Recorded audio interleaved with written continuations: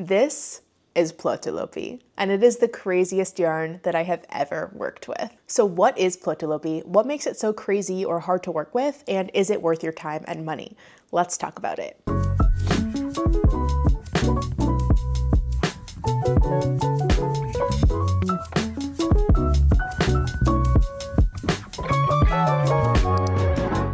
I'll start by saying that I have a love-hate relationship with Plötulopi. The first sweater I ever made out of it was this one. This is Althea by Jennifer Steingass, and while I was knitting this sweater, my friends did not have a moment of peace. Not a moment of peace, because I could not stop complaining about how much I hated working with this yarn. So let me just dive in and show you what the problem is. Here's Plötulopi. It comes in a plate. This plate has been well loved, and so now it's a little bit squished, but it comes in a disc. Now, if I find the end of my yarn and I put a little bit of tension on it, I wasn't pulling that hard. I wasn't straining. I wasn't struggling. This yarn falls apart with a whisper. You barely have to look at this yarn and it comes apart in your hands. And so the problem is when I'm tensioning my yarn and I'm knitting, I usually yank my yarn from the ball to get the next round or the next couple of stitches. And as I'm yanking, I'm just pulling this yarn apart. Obviously, as soon as I realized that pulling on this yarn was going to break it, I stopped pulling on my yarn like that. But I did have to modify the way that I tensioned my yarn as I knit this project. And so I started to very delicately unravel this yarn and very carefully knit each stitch, paying attention to it as I went. Is it the end of the world? Like, no, it's not the end of the world. But one of my favorite things about a sweater project like this is that with a top-down colorwork sweater, well, you're still excited that you just cast on. You have all this color work. It's really, really great. And by the time you're kind of like, ugh, I think I'm getting kind of bored of this, you split for the sleeves and you can just have your mindless TV knitting, stockinette city, all the way down to your torso and your sleeves. It's such a nice, relaxing way to cruise through the rest of your project. Nothing about this stockinette stitch was relaxing. I was painfully doing each stitch to make sure the yarn didn't tear. And as you can imagine, sewing in ends with this yarn is close to impossible to do because you have to put a little tension on the yarn as you're sewing. Comes apart. That's it. Now a little spoiler alert. I did knit a second sweater out of this yarn, so it can't be that bad. It can't have been that bad if I chose to knit another sweater out of it.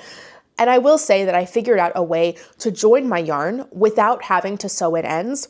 That made a huge difference because then breaking my yarn didn't feel so scary. This yarn is extremely sticky. Here are the pieces I pulled off before. It's practically felted to itself. It's like Velcro. And so it's very easy to layer your ends, double knit it just like this. The thickness doesn't feel significantly different, and I would just knit in any tails as it happens. Once that happened, I was fearless. Like breaking the yarn didn't matter anymore. Psh, I could just knit my ends right in. I don't have to sew in ends. I'm not scared to break this yarn. Let's do it all day. So that made my process much less stressful. I will also say that the finished object that comes out of this yarn is incredible. It is so lightweight. It is so warm. It is absolutely dreamy. And because it's Icelandic wool, it has a really nice tooth to it. Now, not everybody likes knitting with wool that would be described as toothy. I find that knitters, often new knitters, go for something really soft. But I think that a kind of rustic and toothy yarn wears so much better than a soft yarn. I have worn this sweater so much. I have worn it skiing. I have worn it on the subway commuting in the city. I have worn it with sweaters layered under it and over it, plus a jacket on top. I have worn this sweater all over the place, and it still looks brand new. No pilling, no issues, no felting. It looks like the day that I blocked it. I love that about Icelandic wool, and I also love how warm and almost weatherproof it feels. I wouldn't call this waterproof, but I do find that with Plötulopi and its sister Plötulopi from the same company, water almost seems to bead off, like it doesn't really want to absorb water. And so in a light drizzle, I could wear this out and be super comfortable. I find that just this layer plus a windbreaker over top gets me comfortable in pretty cold temperatures. And if it's going to be even colder, I'll throw a fingering weight sweater underneath this one, put this on top, I'm cozy, I'm comfy, and I am able to like move my arms freely. I don't have a marshmallow man feeling like I would in a giant puffy down coat. So I've really enjoyed wearing this as a layering piece, especially when traveling to colder climates, because I know all I need is like a light fingering weight sweater, this as a middle layer, a windbreaker kind of waterproof jacket, and I'm good to go in most temperatures. I really think that these Icelandic wools are super magical for layering and for functional pieces that you really want to keep you warm and breathable. I also think that the slight halo that you get with this yarn really makes Colorwork look beautiful. It still has great crispy stitch definition, but it has just a little bit of fuzz going on to kind of blur and blend your stitches and make them look just perfection. Of all of my sweater knitting projects, this was the one that I hated knitting the most and the one that I love wearing the most. And I'm happy and proud to say that by the time I knit this sweater, much later with the same yarn, I didn't hate it as much. I actually grew to kind of like it because my hands just picked up the muscle memory of working with this yarn. I was careful not to tug and yank off the ball, and the process went way more smoothly. So, is Plötulopi for you? First, I would say, are you comfortable with a slightly scratchy yarn? Now, I don't think that this isn't next to skin comfortable. I'm wearing a tank top under this right now, and I'm fine. I traditionally would wear a t-shirt under something like this, and I would be okay. But I could see that someone with a wool sensitivity or someone who is a little bit more sensitive to scratchy wool would not find this comfortable to wear next to skin.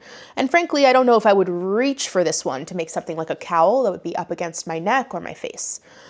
So if you are comfortable with more rustic wool, you would be fine with this. But if you are sensitive to it, I might just make sure, I might try and get your hands on some, feel it, rub it against the insides of your wrists, see if you're gonna be comfortable with it before you commit to a sweater quantity. I would also ask yourself, how do I tension my yarn? And am I comfortable switching that up? Now, I'm an English style knitter. I throw my yarn. I've been tensioning my yarn the same way for 15 plus years, and I feel pretty comfortable holding my yarn in different ways as I need to. I can hold my yarn in both hands for Colorwork. And so, although I was not happy about it, and although I was very vocally complaining about it the whole time, I was able to easily adjust how I tensioned my yarn to work with this one. Will that be you? Or are you uncomfortable switching up the way that you knit because of a injury or because you are a newer knitter and you're still getting the hang of tensioning? If that's the case, you may want to just practice swatching a little bit with this yarn and see if it's okay with you before you commit to a whole sweater project. I would also ask myself, do I have the space, like the mental space and the physical space, to take my yarn ball out of the bag or out of the basket, out of the yarn bowl, and to delicately place it next to me on the couch and to carefully unwind every section that I need as I'm knitting, because this is not a yarn that you can yank from the ball. The way that I knit is often on the go, and I usually have my yarn in a bag and I am pulling my yarn out of that bag and knitting from it. If you are a subway knitter, if you are a under the desk in your meetings at work knitter, if you are a waiting to pick up the kids from practice knitter, you may have to just be mindful that you can't willy-nilly pull the yarn from this ball, okay? You're gonna need to be delicate with it. Deal with it gingerly. Now, I did see someone say if you rewind these plates into balls, it becomes a little bit more resistant to tearing. I don't know, I find that hard to believe. I have doubts. Let me know in the comments if you've tried that, but I'm skeptical, but I'm willing to give anything a try. Do I think that you should try Plötulopi? Yes, absolutely. Absolutely. It is worth the headache of getting used to it for the finished product. And it is so cool to knit with a yarn that's a little bit different than what you could be used to. It comes out of Iceland, out of the Icelandic tradition. It's awesome. It's like knitting with a part of another culture and experiencing a part of that culture through a physical object in the act of creation. It's just like a beautiful thing.